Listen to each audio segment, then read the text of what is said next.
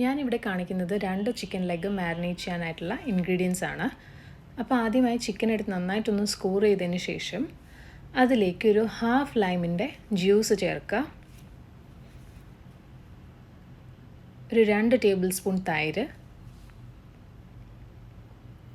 1.5 table spoon chicken tandoori masala,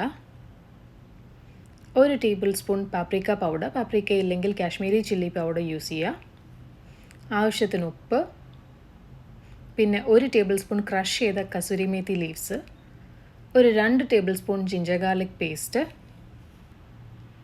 ഒരു 2 table spoon oil. ഞാനിവിടെ use ചെയ്യുന്നത് ഒലീവ് ഓയിലാണ്, സൺഫ്ലവർ ഓയിൽ വേണമെങ്കിലും യൂസ് ചെയ്യാം.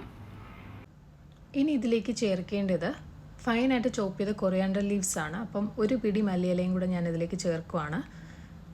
ഇനി ഇതെല്ലാം കൂടെ നന്നായിട്ടൊന്ന് മിക്സ് ചെയ്തെടുക്കുക.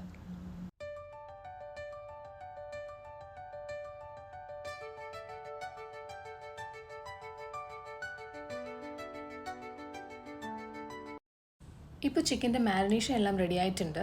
ഇനി ഈ ചിക്കൻ ഒരു സ്മോക്കി ഫ്ലേവർ വരാനായിട്ട് നമുക്ക് ഒരു പീസ് ചാർക്കോൾ ഒന്ന് ഹീറ്റ് ചെയ്ത് അരമണിക്കൂർ ഒന്ന് അടച്ചു വെക്കാം. അരമണിക്കൂർ കഴിയുമ്പോൾ ചാർക്കോൾ പീസ് എടുത്ത് മാറ്റാം. എന്നിട്ട് ചിക്കൻ പിന്നെയും ഒരു മിനിമം ഒരു 2 മണിക്കൂറെങ്കിലും റെസ്റ്റ് ചെയ്യാം. അപ്പോഴേ ചിക്കനിൽ മസാലയെല്ലാം നന്നായിട്ട് പിടിക്കത്തുള്ളൂ. അതിനുശേഷം നമുക്ക് ഈ ഒരു ചിക്കൻ എയർ ഫ്രയറിൽ ഫ്രൈ ചെയ്തെടുക്കാവുന്നതാണ്. ഇപ്പം ഞാൻ ചിക്കൻ മാരിനേറ്റ് ചെയ്ത് വെച്ചിട്ടൊരു 4 മണിക്കൂർ കഴിഞ്ഞു. ഇനി ഞാൻ ഈ ചിക്കൻ എയർ ഫ്രയറിൽ ഫ്രൈ ചെയ്തെടുക്കാൻ പോവാണ്.